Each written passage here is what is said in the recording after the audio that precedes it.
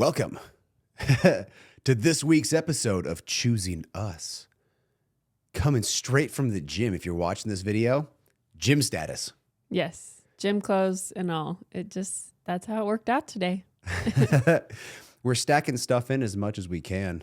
And it's been a wild ride. But one thing that's one of our favorite things we used to do every day before COVID was gym dates. It was a lot of fun. I like working out together, and so I'm glad that we're slowly getting back into that. If you didn't catch, I said before COVID. It's 2024 now. That was 4 years ago that we've been alternating. I go to the gym, Michaela's with the boys. I come home, she goes to the gym, I'm with the boys.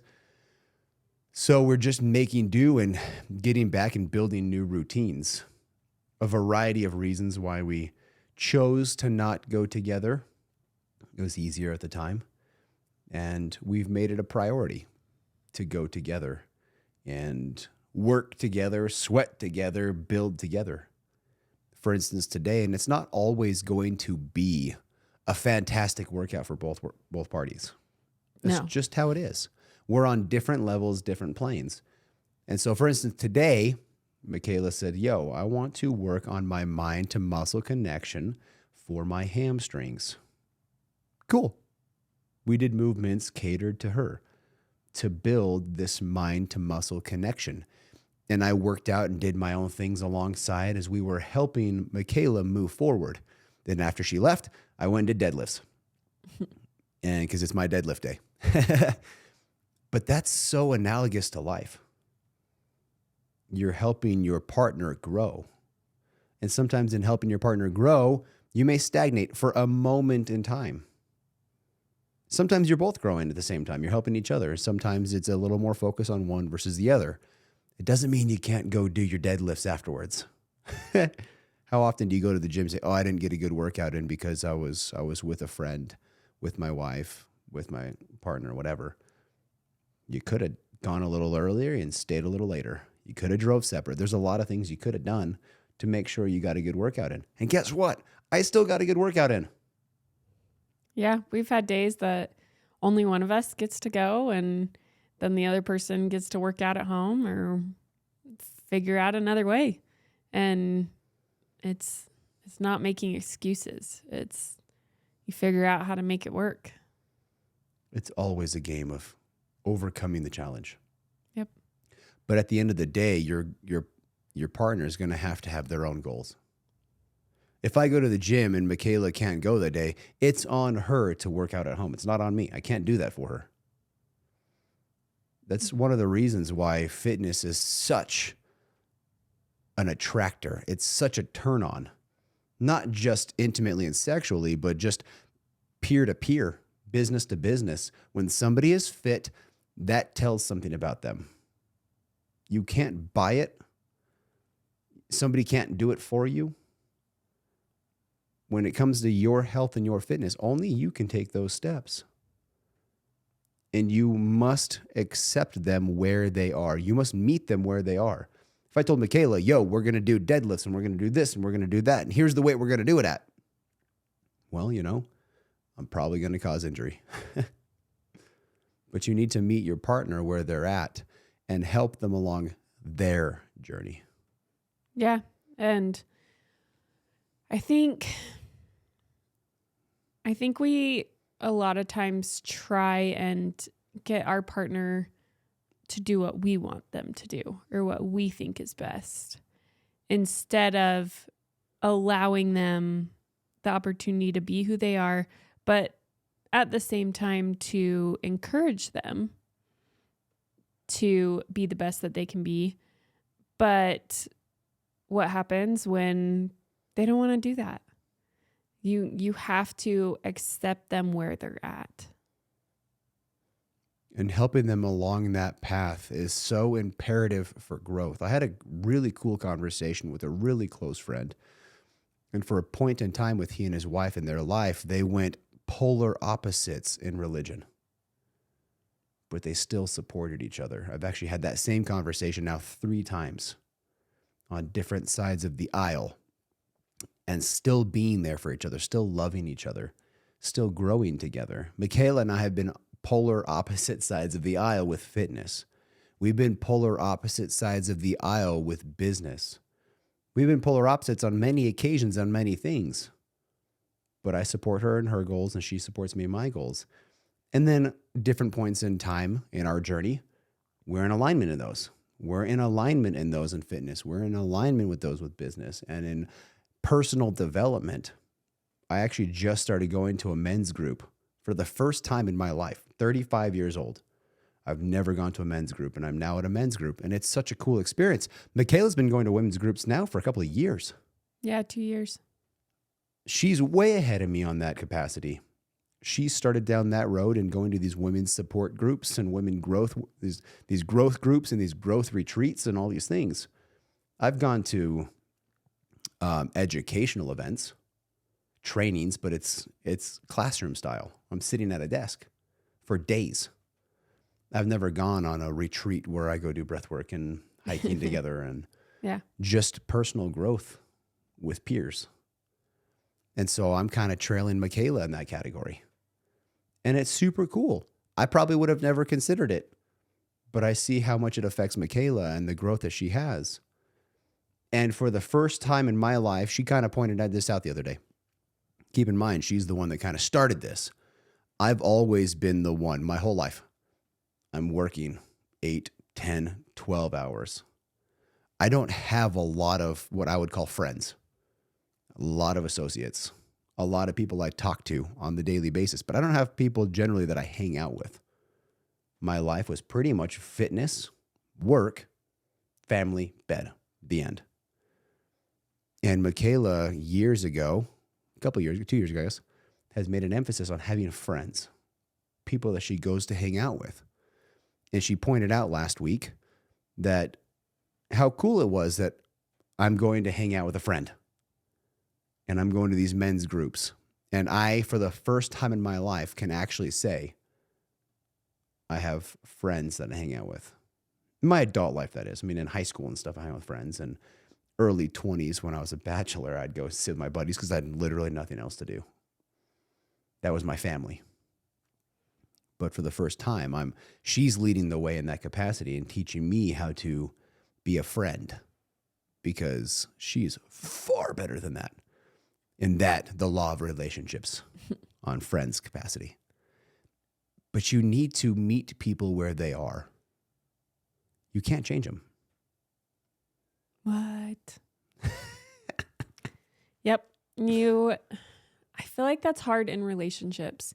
You have this idea of what you want your relationship to look like. You have this idea and this picture of how you want your partner to be or act, or sometimes you see more potential in your partner than they see in themselves.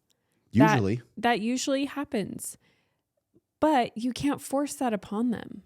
And that's the hard part, is you have to find that in between of, I want to encourage you and support you and help you to be the best that you can be.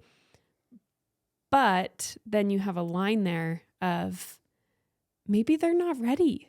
Maybe they're not to that point yet. And always encouraging them, always supporting them, always encouraging them to do more and to be the best they can be, while at the same time accepting them for who they are. And you need to let them know that too, because if you're continually being like, oh, you should go to the gym, or, oh, you should do this, or this would be so beneficial for you, or I could totally see you doing this. Like, if you're always doing that, your partner's going to start feeling like they are not enough as they are. Like you don't love them as they are, that you're just trying to change them. So you have to be able to let your partner know, like, I love you. I want to help you to grow. And I see so much potential in you that I want to help you to see that. But at the same time, you also have to let them know that I love you now. And that won't change. It's kind of like the whole I will be happy when conversation. I'll be happy when I get this raise. I'll be happy when I have this job. I'll be happy when I start my podcast. I'll be happy when our relationship gets to this point. I'll be happy when my boys are teenagers. If you're not happy now, you're never going to be. If I don't love my wife one day postpartum and her body not where she wants it to be, I'm not going to love her when she's a beefcake. Plain and simple. You're just not going to. And we've gone through photos on both she and I.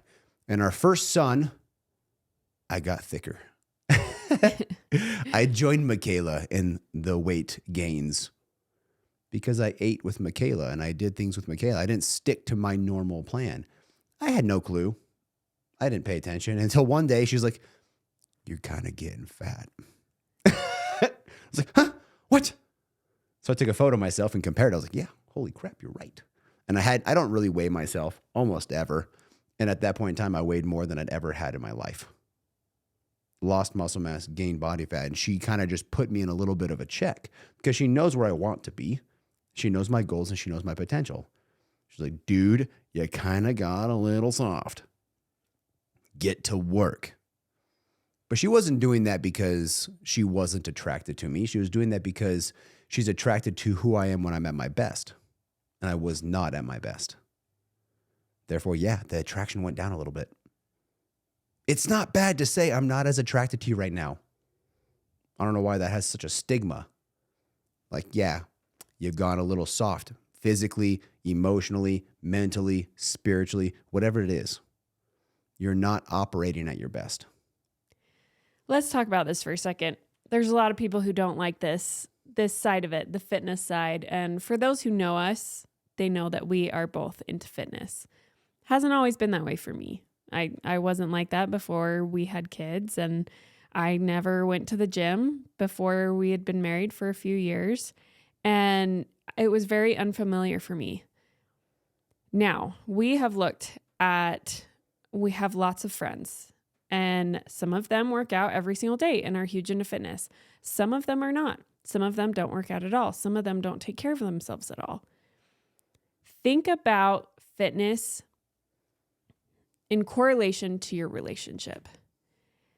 Yes, you want your partner to look their best. And I'm going to tell you right now that when you look your best, you feel your best. You feel better. And then you are better at home. You have more energy. You can get down and play on the floor with your kids more. You can do more. You can get out with your family, spend time together, go on hikes, go do all these things without walking for 2 minutes and being like, "Oh my gosh, I'm exhausted. I got to sit down." What?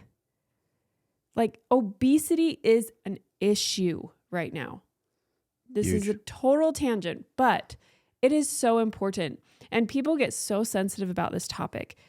If your partner has gained a lot of freaking weight and they are being lazy or not taking care of themselves at all, I think as their partner, it's your responsibility to tell them, be like, "Listen, what's going on?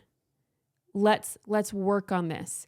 Like, let's get to a good point together. Maybe let's go to the gym together, or heck, let's start and go on a walk together every single day. Then you can spend time together and you're also working on your health." That is so crucial. The obesity, the laziness has got to stop, and it makes a huge difference in your relationship. If one person is taking care of themselves, fitness, health-wise, and then the other partner is not, maybe they're 100% focused on their business. Maybe they're not lazy, their priorities are other places. If you will just focus and take care of your body, you will have more energy for your business and for your family. Absolutely. Absolutely. And I'm going to chime back to a previous episode. I'm going to quote Miguel Ruiz a little bit. Don't take it personally. From the 4 Agreements. If you haven't read that book yet, repent and go do so. Because it's been a few weeks. You should have had time to read that book. It's a short read. Don't take it personally. When your partner comes to you and says, "Yo, You have an issue. They're telling you because they love you. They know you're not operating at your best. And if you're not operating at your best, you're not doing good. You're soft. You're fat. Welcome to reality. You are over fat. And they're the person to tell you that. That is their job, to show up and tell you truth, to speak facts. This is not judgment. I'm not saying judgment. I'm telling you facts. You are over fat. Get with the program. There was a few years ago, I read a book about health called Eat Smarter.